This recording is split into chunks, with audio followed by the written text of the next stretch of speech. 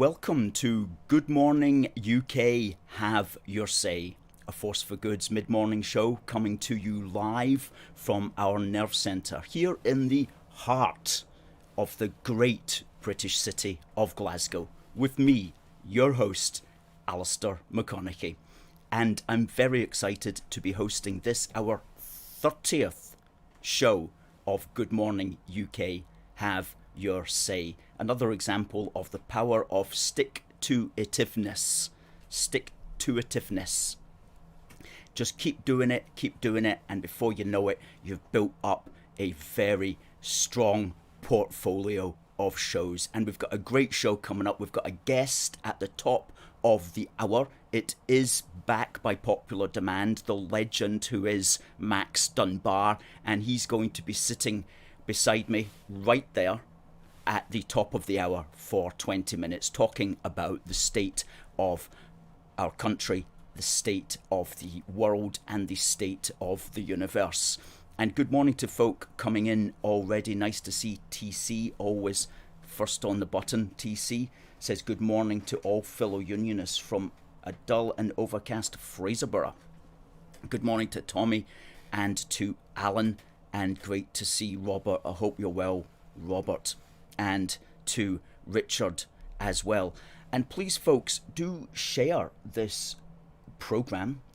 We want to get it out to as many folk as possible. So if you're watching on Twitter, please retweet with a quote tweet, and we can then retweet you to 26,000 people. Or on YouTube, share it around. And on Facebook, please do share it as well, because this is the way that we get our positive pro-UK message heard, because we're British, we love the United Kingdom, and we want to stay together. And we are the people who are doing exactly that. And there's nobody else out there at the moment who is promoting it in this way. We are carrying the load, as they say. I'm sharing about as I speak to various sites as well. So we are the voice of mainstream pro-UKism, or unionism, to use the other term. And we've been that voice now since 2012, and we intend to continue to be so for a very long time. Now, please, folk, if you have any thoughts about what's happening to the country, please send them in. Please send in questions for myself and also for our guest at 11 o'clock, Max Dunbar. And we will do our very best to answer them. And I just want to start off by talking. Hi, Paul. Good to see Paul. We missed you in the last couple of weeks, Paul. And Mary. And nice to see Christopher as well. And Christopher says, good morning to all watching on this lovely British morning. Absolutely. Bill says he's not going to get a free bike anymore from the bottomless pit, which is the SNP and their mad, crazy schemes. Good morning, Sandra. Nice to see you. And to Barry. Always good to have Barry here. Robert mentioned something about about what happened yesterday in Edinburgh Castle, and we're going to mention that in a minute, because it's actually something of really quite of interest actually to many of us. Good morning, Catherine, and to Tommy Mowat. Where'd you start with what's wrong with the country? Well, let's start with a Horsebox, because this was brought to my attention this morning, and I'll just share the picture of the Horsebox, which is, that's it there, and it says the Michael Russell Mobile Centre for Independence. And there's not much to say about that other than he managed to spell all these words correctly, which is something. But he seems very pleased with himself there with his definitive article, The Michael Russell Mobile Centre. And as somebody pointed out to me earlier today, he's also got to have his whole name in there as well. It's not like the Russell Mobile Centre or whatever, it's The Mobile Centre. I'm surprised he didn't put whatever letters after his name that he's got there.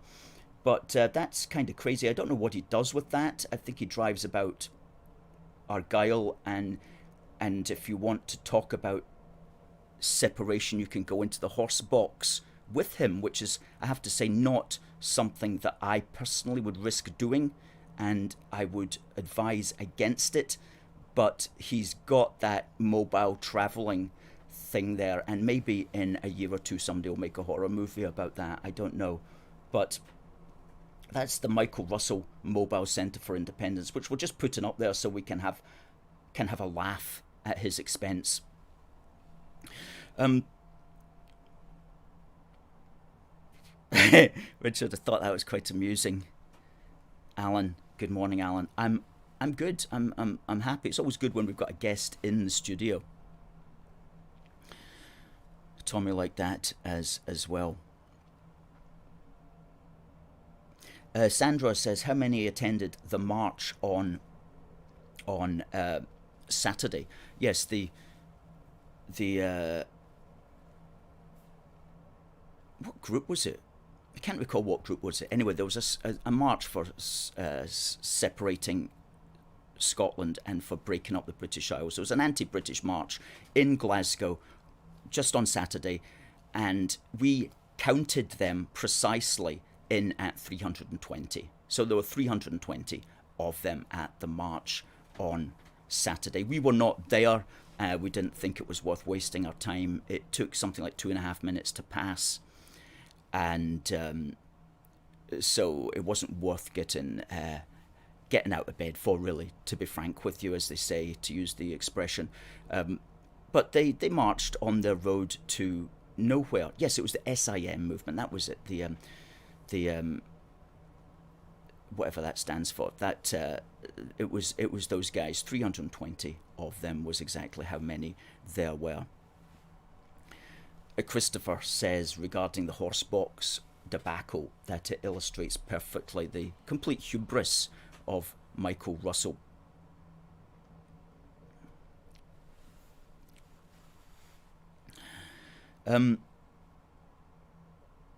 Any opinions on the SNP wading into the Afghan refugee argument? Well, we have, and we'll speak about that with our guest at the top of the hour, other than to say that the SNP wants to destroy Scotland completely. So it would open its doors not just to Afghanistan, but in fact, literally it does, and it's quite open about it. It wants to open its doors to the world, and they don't care what the consequences of that would be. It's the principle for them which is important, which is that there should really be, at the end of the day, no specific nation states able to defend their borders at all. That's part of that modern attitude that the SNP shares with most of the governing class, unfortunately, throughout the British Isles.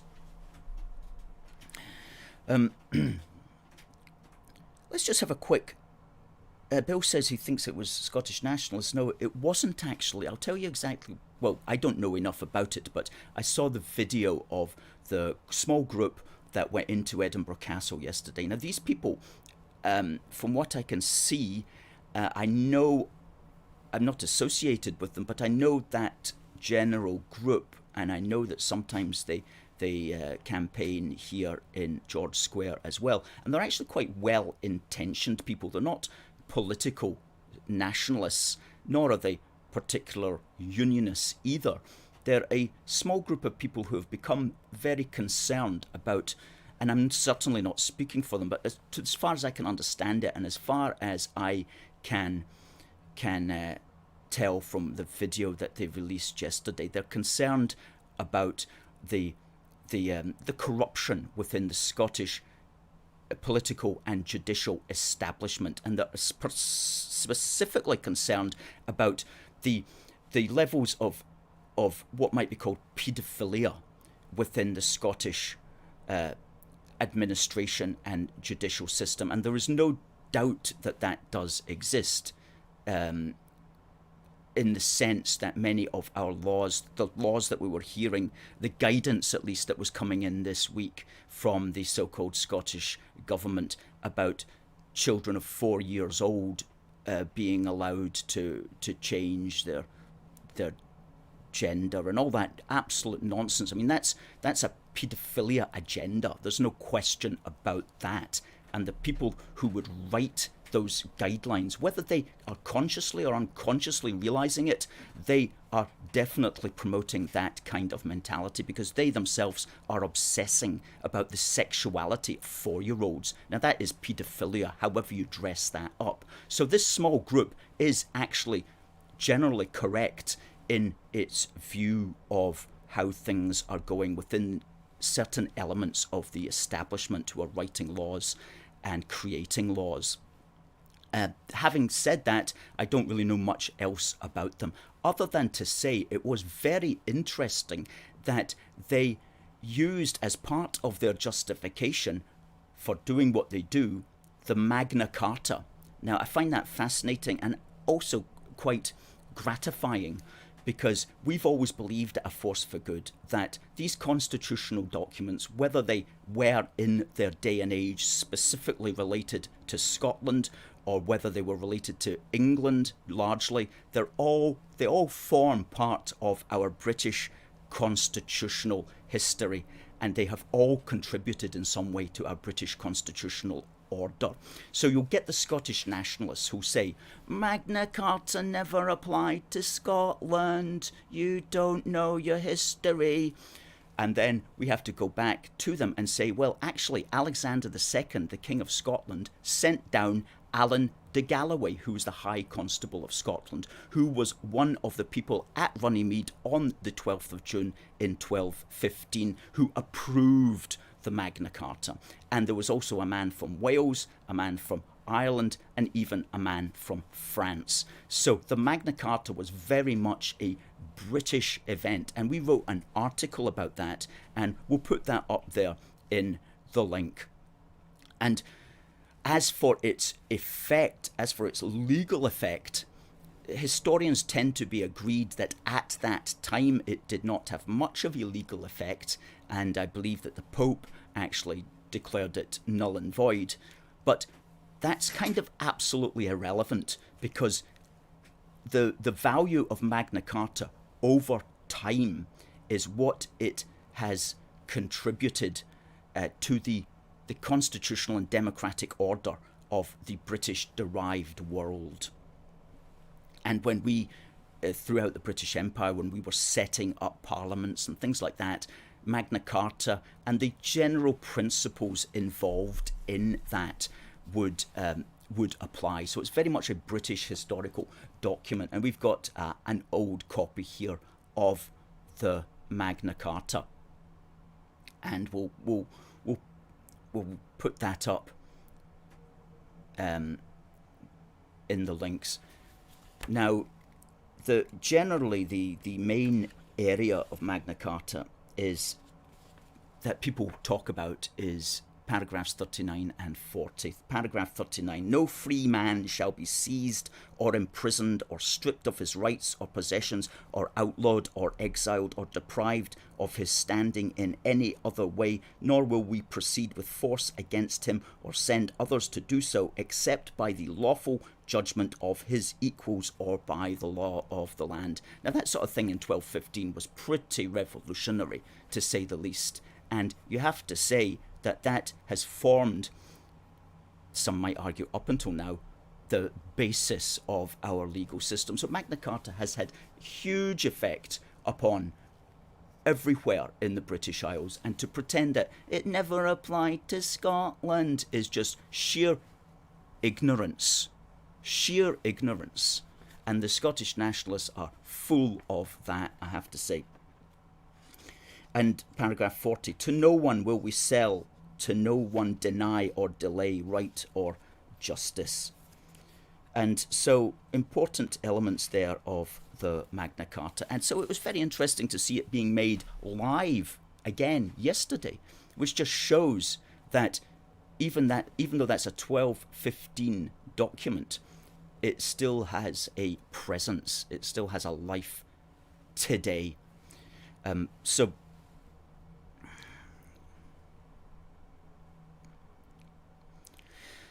that's what we want to say about the folk who were in Edinburgh Castle. And please don't mistake them for Scottish nationalists. They're not political nationalists or unionists as such. They've got a different agenda, and they're concerned about the clear paedophiliac corruption within the Scottish establishment, which is going to become clearer now as well. It's going to become clearer because we've got this cabbage coalition going on, which is to say the SNP joining with the Scottish Cabbage Party.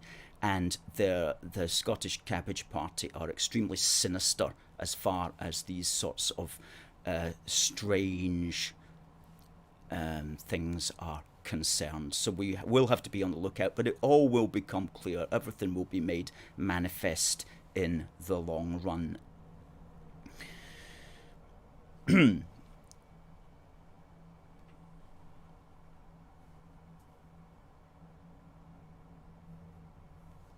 So, yes, and another one, here's Chick saying, he heard the Nats want to keep emergency COVID laws permanently in Scotland, anything to give them that bit of control over our lives.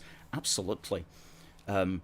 They want to set these laws in permanently, and you know what? They'll manage to do that because they've got a governing majority to do that, and there's who is going to deny them that. That's the thing. Is the Labour Party or the Tories or the Lib Dems in Scotland going to stand up and say, no, actually your mask mandates and your vaccine mandates and your passport mandates and all of that kind of stuff and your lockdown nonsense, it's all a load of baloney? Are they going to do that? Do we have the opposition that will do that? And until we have that opposition, I'm afraid we're all going to get what we deserve from these people who are running the country.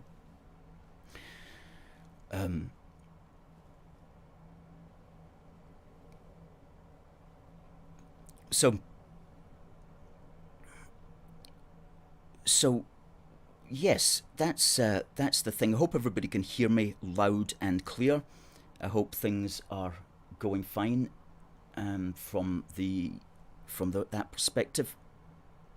Richard says, hopefully the Nats will destroy themselves before they finish off Scotland. I think that they are going to make themselves more obvious to people who have not yet woken up, but whether or not that is going to be enough, we'll just have to see. We'll have to see. But we shouldn't maybe take too much concern for the morrow. It will work itself out, but we need to be wise. We need to be wise to what they're doing. Good. Richard says there's no problems there as far as the broadcast is concerned. Good. Now, at the top of the hour, in 10 minutes, we've got the legend who is Max Dunbar, and we're going to talk a bit more about the state of the world, especially the state of Afghanistan and Joe Biden and the craziness that's going on.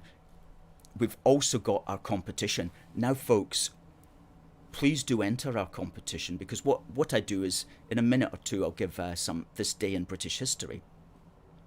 And then at the top of the hour, I'll ask a question on it. And it's simply a matter of sending in your answer to our email, which is contact@aforceforgood.uk. And if you can do that, then you'll get our prize, which is this amazing little tin of mince, Union Jack tin of mince, winging its way.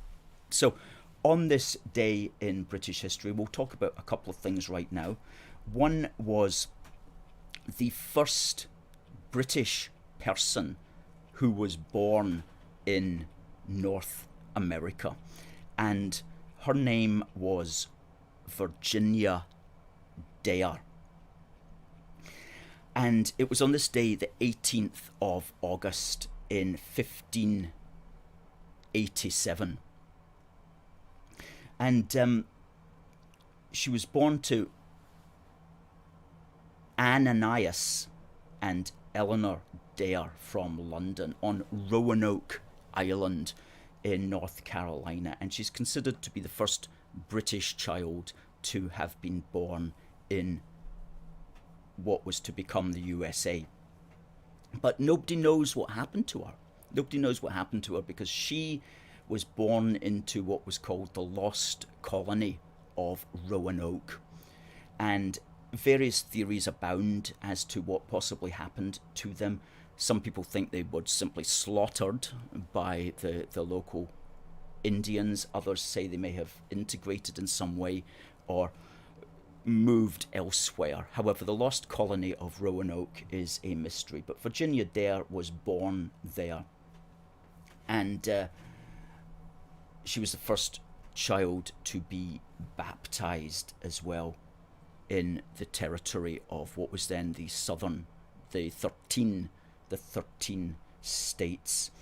And that was Virginia Dare. There was also a wine in America called Virginia Dare wine, and they used a face, and they called her the first lady of the land. Virginia Dare. There's a picture of her there, a painting of her being baptized by what was to become the Lost Colony of Roanoke. But a British character, no doubt part of our greater British history. And what else happened on this day? On the 18th of August in 2018, a force for good stood up to the SNP marchers in Dundee. And they were having one of their shambolic slouches through the city centre, getting in the way of everybody and generally making a nuisance of themselves. So we were there to tell them to stop being silly and to stand up for the United Kingdom, to stand up for solidarity and to stand against separation. And of course they exaggerated that there were 16,000 of them, but we counted them. We had a really good vantage point. We counted them, and we counted 3,538 of them. So they exaggerated their numbers by over 4 times. And that was on this day, on the 18th of August in 2018, when we stood up to the Scot Nat marchers in Dundee. And thank you to everybody who was there on that day. We'll put up a wee link about that tonight. So yes, that was this day in British history. We'll put up the link to Virginia Dare as well on our Facebook page when after this program is finished. So folks, please remember we've got the legend who is Max Dunbar coming up at the top of the hour, and that's going to be great fun. The Sturgeon Shuffle, that's another one. The Sturgeon Shuffle, says Richard.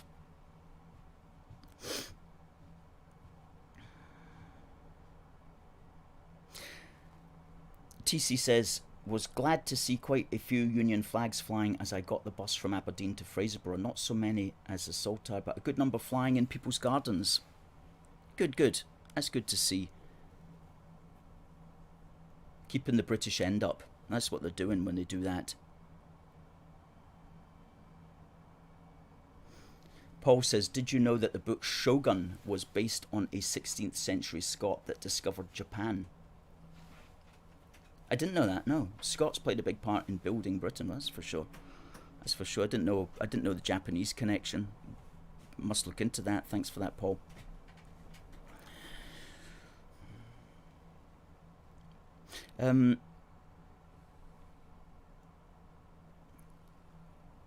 Jordapen says, greetings from Canada. Good to hear. Well, you've got your work cut out over there in Canada, that's for sure. Let's hope that the man-child that's running the show gets kicked out in September. But if the Canadians vote for for the oppression which he has delivered them in the last 18 months, then what can you say? What can you say? I think Jonathan's right here. He goes, there's a competition between governments around the world about who can impose the most ridiculous COVID measures. I think New Zealand is currently winning, having recently taken the prize from New South Wales. Oh yeah. Oh yeah. That there absolutely is. And once you give these people that kind of power, then they don't relinquish it.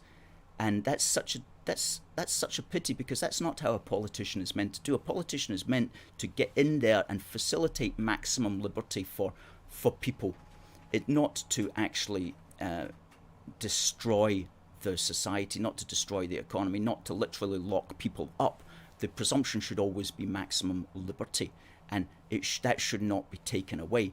And that was certainly understood back in the days when the British were colonising North America, and that kind of mentality, that sort of pioneering mentality, has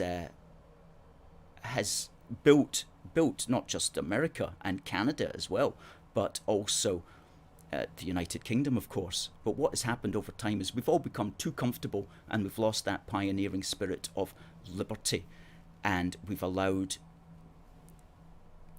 that our understanding to be perverted, so that we believe that politicians are there to keep us safe, when they're actually not. They're just there to protect our freedoms. That's the way you should be looking at it. Not look into the government to keep you safe, but look into the government to protect your freedoms as freeborn humans.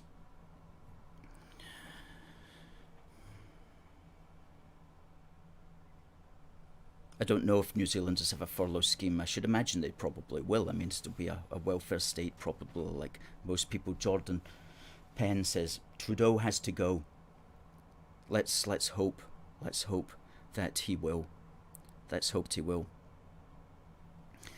Well, we're going to talk about Afghanistan in a minute, but I just want to very briefly, before I bring my colleague on, to talk about the short history of Afghanistan, and to point out that it's been very clear in the past that you don't kind of mess with Afghanistan, because it's such a big area. The British were in it 3 times, in 1939 to 1842. We lost that fairly badly. 1839 to 1842, and then again in 1878, and then again in 1919. And we didn't come out of any of that particularly well. And we didn't bother going back in. And then it was the Soviets who went back in on Christmas Day in 1979. And they had a very hard time from the Mujahideen. Remember the Mujahideen? They were our friends back then.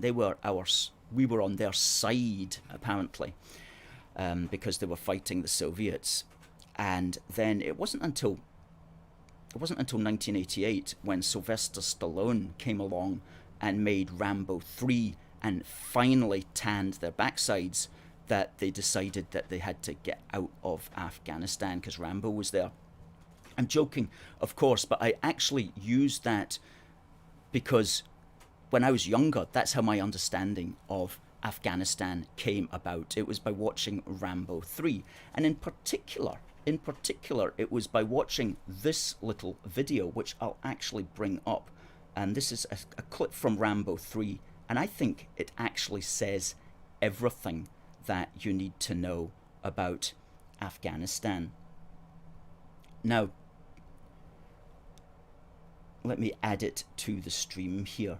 And it's only a 1-minute video, but I'll just play it.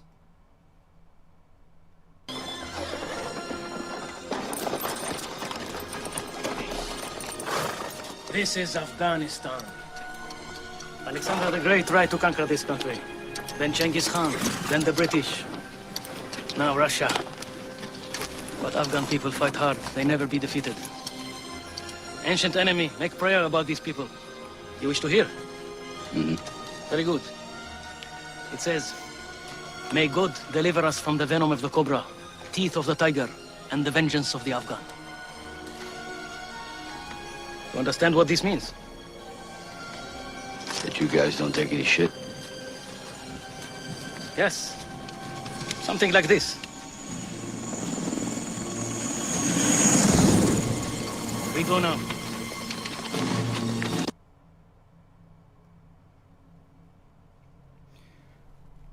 Yeah, so I remember watching that in 1988 and thinking, well, do you know what? We shouldn't be bothering with getting involved in that field. And back when the Americans and the British went in, again in October 2001 and November 2001, I personally was totally against it because I could see that there was going to be no good ending here. And everything is just proven us to be correct. And we went into that conflict basically because of 9/11, which was in September of that year. And we were told by the media and the system that these tribesmen sitting in their caves had somehow been able to fly a plane two planes into the World Trade Center and also blow up WT7 from the ground up. And to most people, of course, that didn't make any sense whatsoever, but that was the story that we were told, and well, we are where we are here today. Now, before I bring in my guest, I'm going to give you the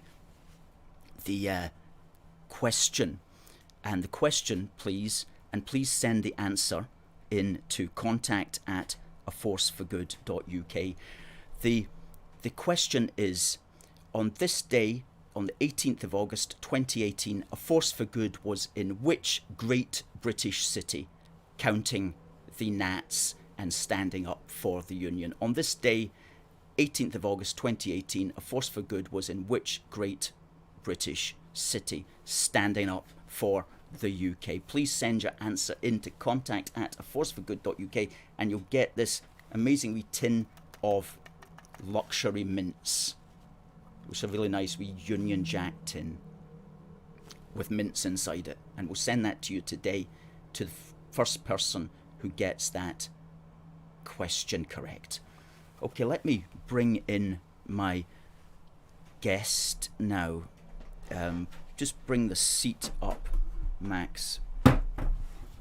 Fantastic. We are. Good. Morning, everybody. Great to be back here with Alistair and all our supporters. Fantastic.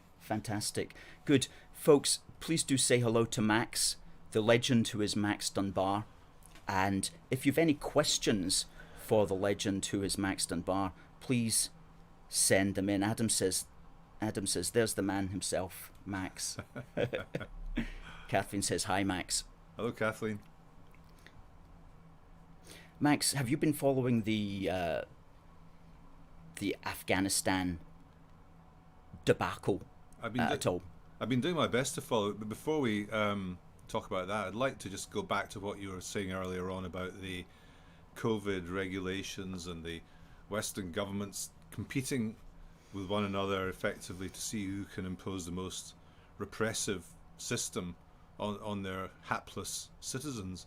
And I just thought, I've got this magazine here which I think is indicative of the attitude, certainly in Scotland, because it's the magazine of the National Library of Scotland, summer 2021, and here it is. I don't know if you can all see that. Mm-hmm.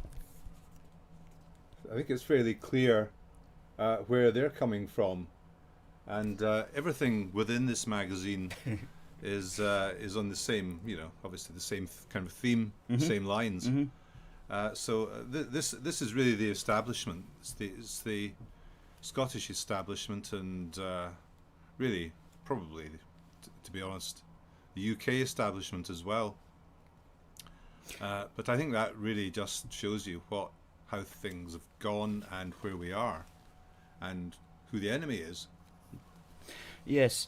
Well, certainly you're not going to get a role in Scottish quangoism unless you are part of that left liberal establishment. Yeah. You know, even if you were supportive of the wrong political party, whatever, you're not going to get chosen, especially under the Scottish National Party, because they very much use the organs of the state and the organs, the quangos, in order to ensure that they get their people in, because they understand the importance of full spectrum dominance. Yes. Full spectrum dominance. Absolutely. And therefore, you'll get a very nice paying job in these quangos if you go along with the program. Yeah. And if you don't go along with the program, then you're out.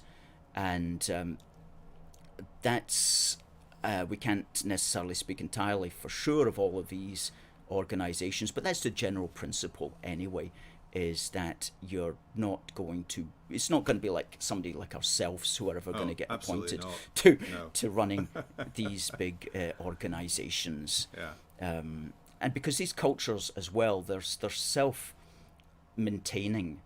You know, you don't get in the front door if you don't look right. Yes. Basically. Well, talking of which, I can show you a photograph of their. Yeah, I know. I know what you're saying. Okay. I know what you're saying, but it's certainly you have to look a certain way to get into these organizations. No question about it. And schools as well.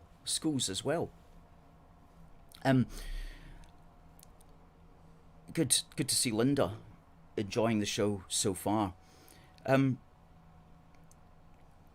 So yeah, getting back to Afghanistan, Max, you've been. I mean, I've been following it like everyone else has probably been following it, and it's all a bit confusing. It's a complete shambles. The Taliban have managed to take over the whole country incredibly quickly. But I can't help thinking that it's not really just the Taliban there. They're obviously getting a lot of backing from others.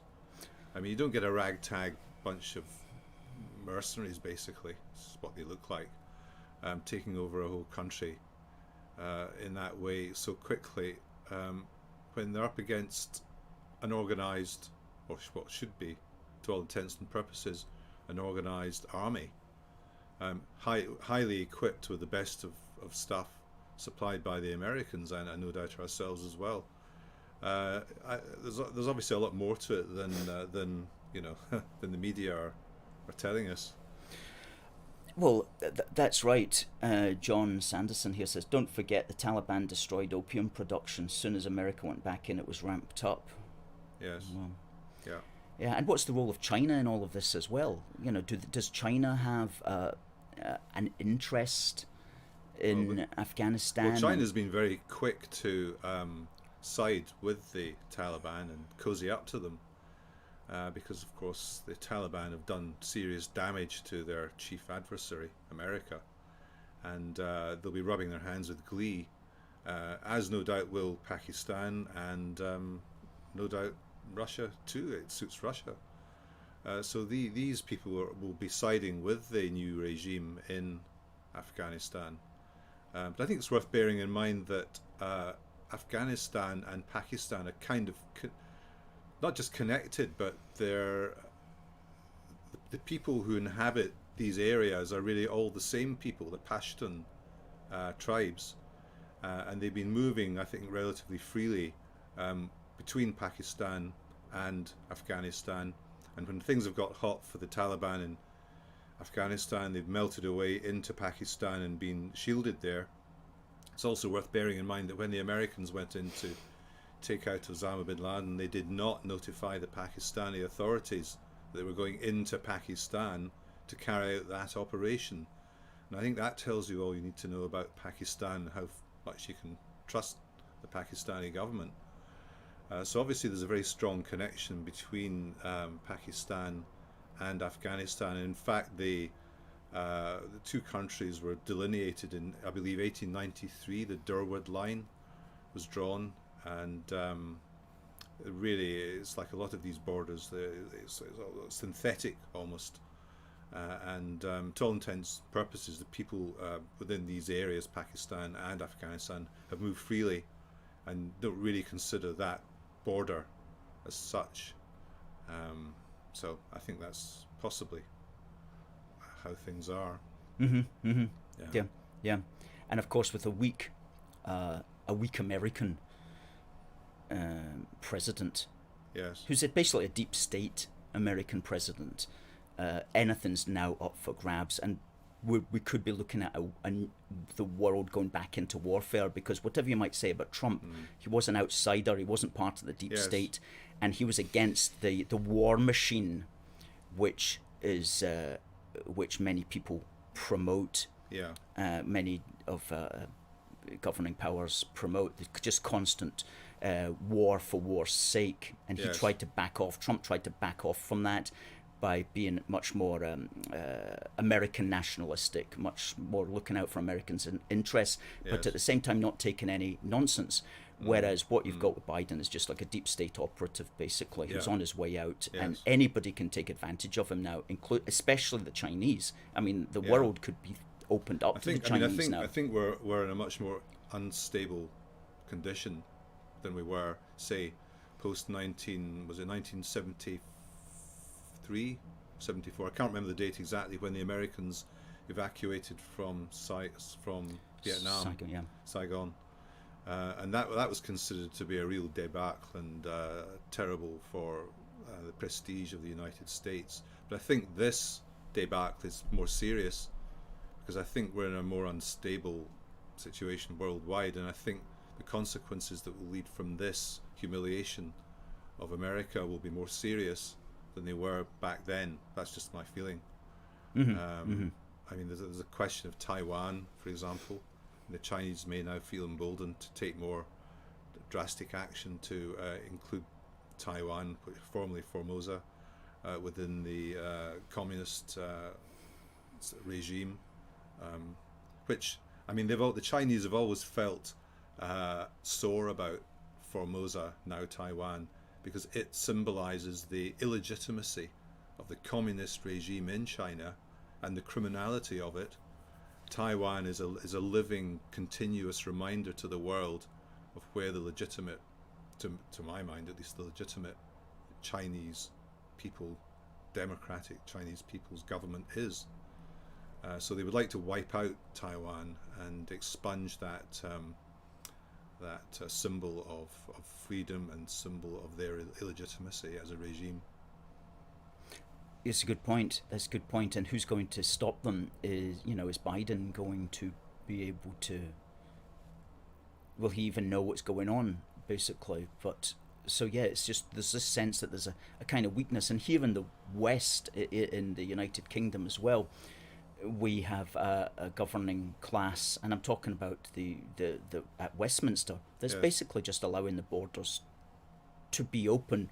The laws, the international laws, have developed post World War II to the extent where a democratic country can basically no longer defend its own borders, because it's almost illegal to defend its own borders, and it's so complicated to it's so complicated to send these people back or to take any sort of physical action against them. Yes. And then there's a huge number of people in our society who have gone along with the new system, which is just like open borders, no nations, just accepting it.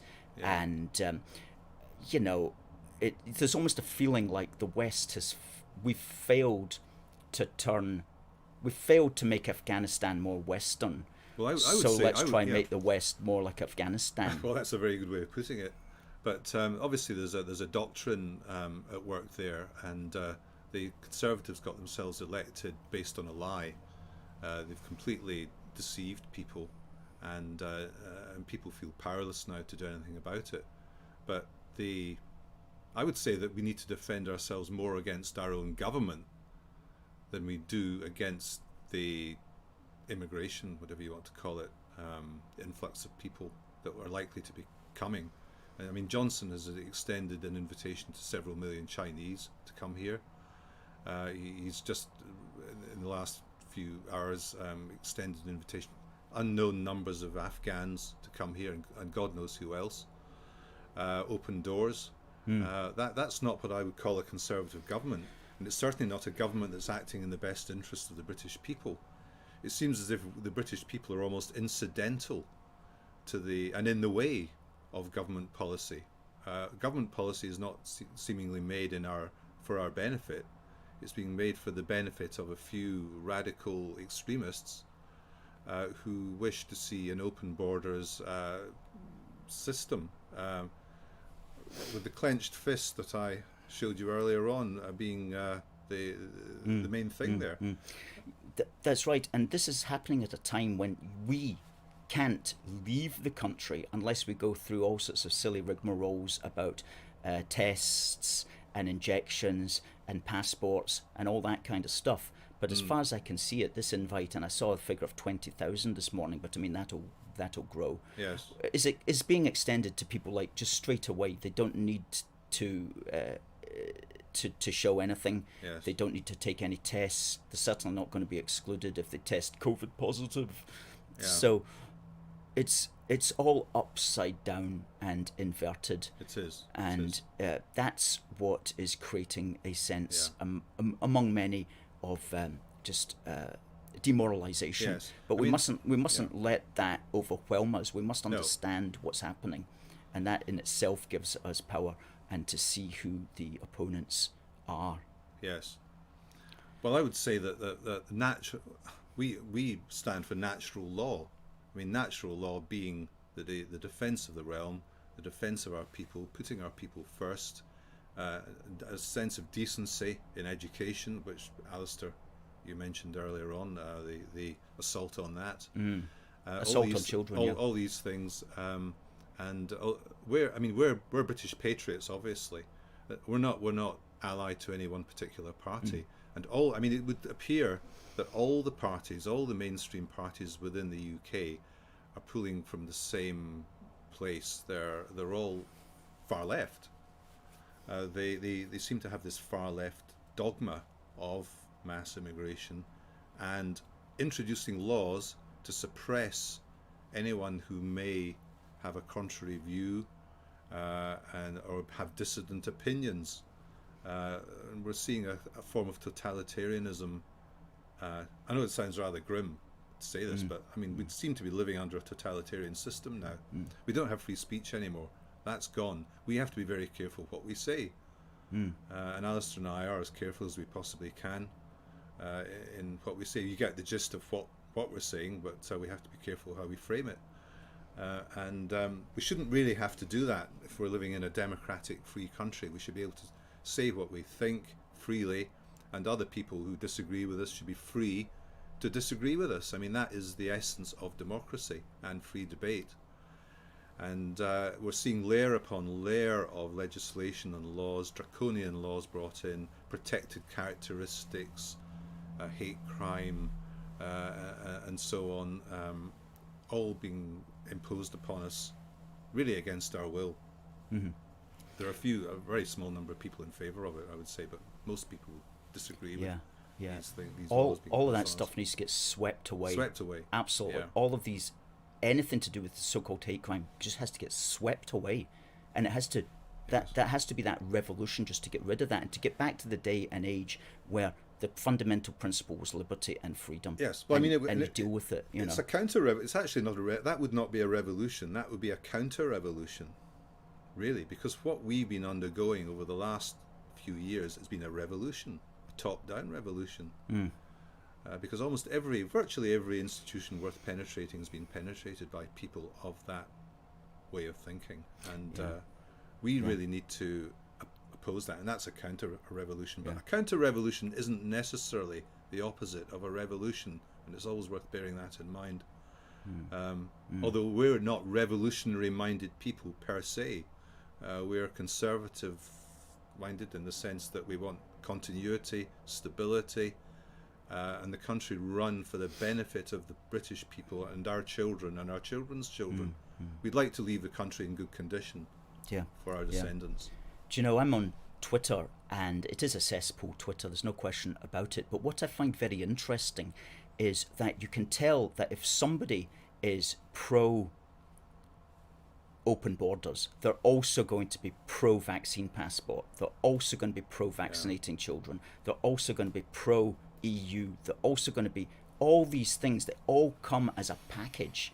It's really, really interesting to see. But you know that if they're open borders, if they're for all these crazy hate crimes, they're for all the things wearing masks, that's a big one. Yeah. If they're mask fanatics, they're always pro-EU for some strange reason. Yes. It must be a psychological thing. It must be. But you can almost tell. Well, you can easily tell. Now, you just go into the person's profile and it's like, this is incredible, you know. Well, that's the way politics are polarised. Aye. They've completely polarised. But unfortunately, they've polarised in favour of these people.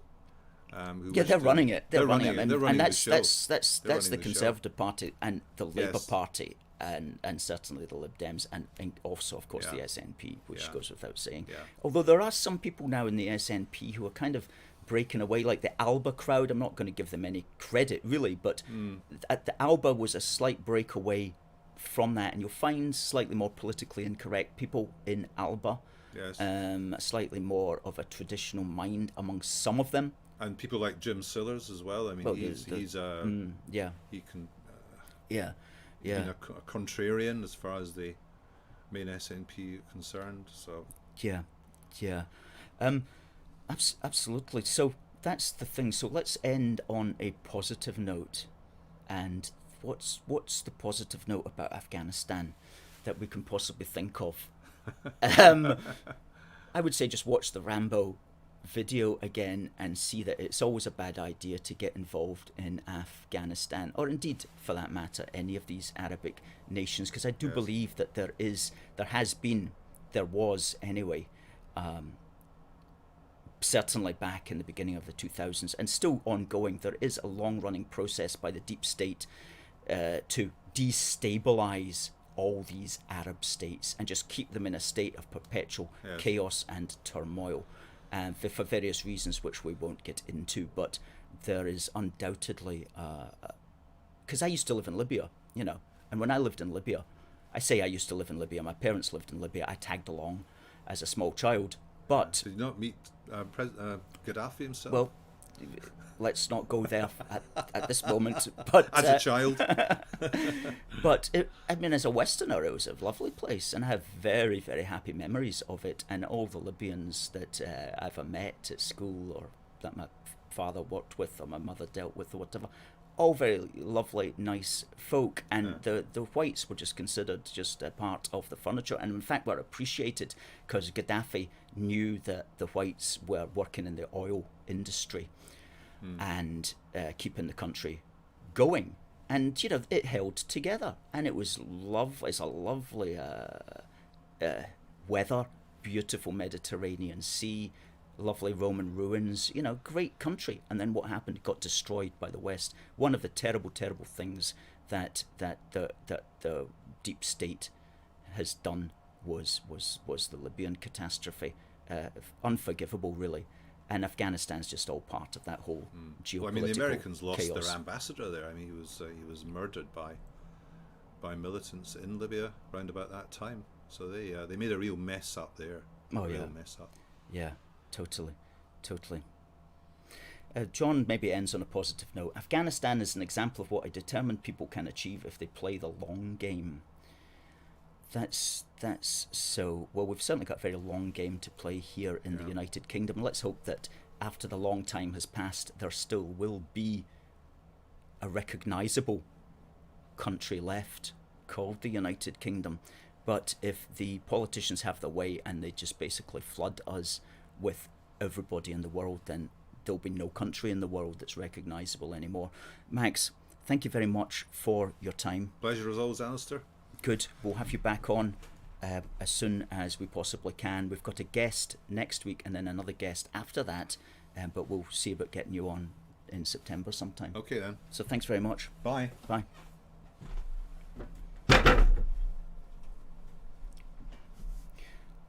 Brilliant stuff. That's the legend who is Max Dunbar. Paul says, take care, Max.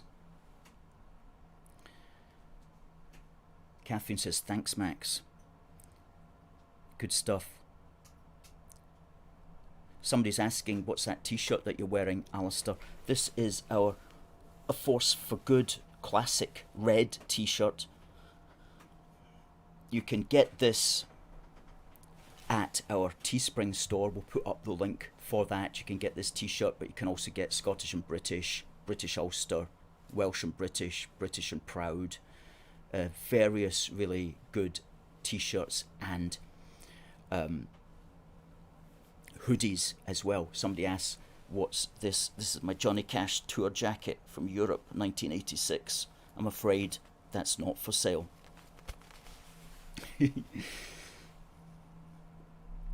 Ross says, cheers again, Max. Wise words. And Bill says, thanks, Max.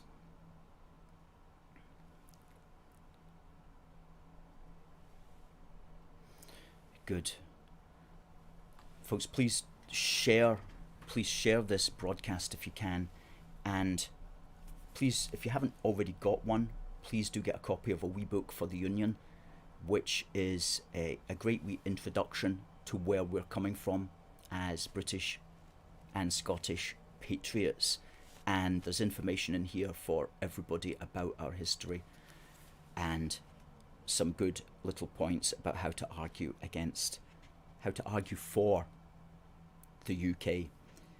And we're making good progress, I should say, with our 36-page magazine. Looks like it might actually turn into a 40-page magazine, because there's still a lot to say that we didn't have space for so far. So we'll see how that goes, but that should be coming out towards the end of September. And that's free to everybody who is a paid-up Union supporter. Okay, so you'll get that magazine free. If you're a Union supporter, you'll get a 40-page special bumper edition of Union Heart. You'll get that free if you're a Union supporter. That is given a wee chip in each month to help keep this going. And most of our supporters pay £1.15 a week, which is a £5 a month. And that really does add up. And that's what keeps this show on the road, because we have a great team here. We have myself, we have a political outreach administrator, we have a social media curator, we have Facebook help, and we have a security advisor as well. So we've got a wee good team.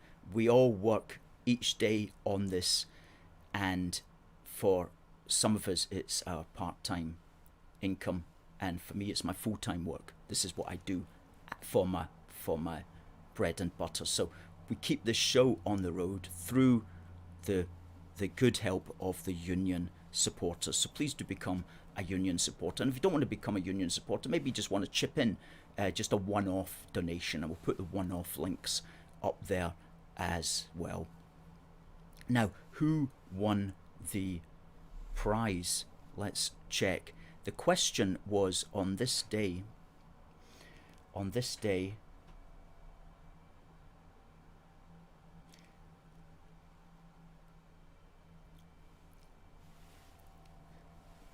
well, yeah, we do have a winner.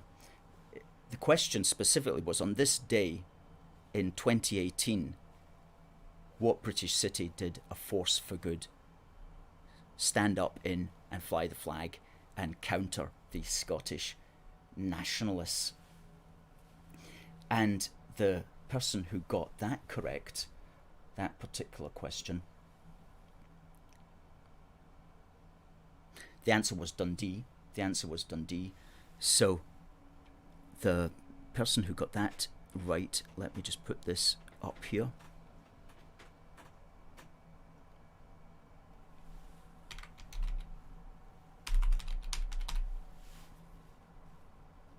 Was Alan Dawes. Congratulations, Alan. Thank you very much for that.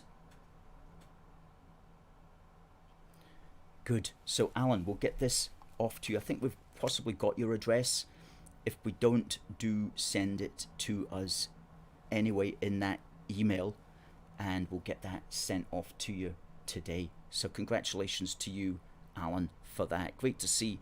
Very easy, you know, we have good prizes here. It's just a matter of firing it in your via email. Bill asks if he is donating, is it better to use DonorBox or straight to the AFFG bank account? Well, if you donate via DonorBox will take a percentage. So we actually get a wee bit more if you donate directly to the AFFG bank account. And if you're interested in doing that, Bill, please do tell us, send us an email to contact@aforceforgood.uk and we'll send you the bank details. So thank you for that question. Yay, says Alan, congratulations, well done. Tommy says, well done, Alan. Catherine says, congratulations, Alan.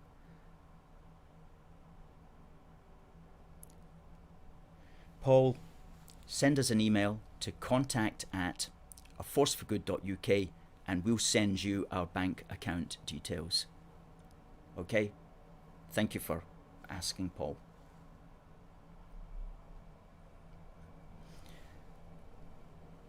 Frankie says, well done, congratulations. To our week's winner, Alan Dawes. Well done, Alan. Folks, it's been a blast today. It's been really good. Thank you so much to our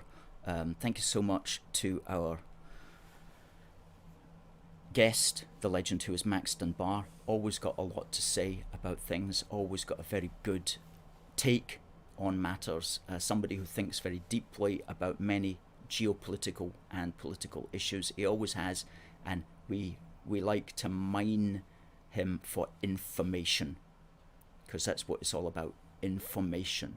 We need information. What does that come from? That's the prisoner. Frankie says, amazing man is Max Dunbar. He's in the room over there. I'll tell him later. Thanks, Catherine. Thanks to you. You're going to be our guest on the 1st of September, I believe it is, isn't it? 1st of September. Good. Looking forward to that. Okay, folks, it just remains for me to say thank you very, very much for watching. Please do share. Thank you for all your comments today. It's been a really good show. This has been our 30th show. We'll be back next Wednesday for our 31st show.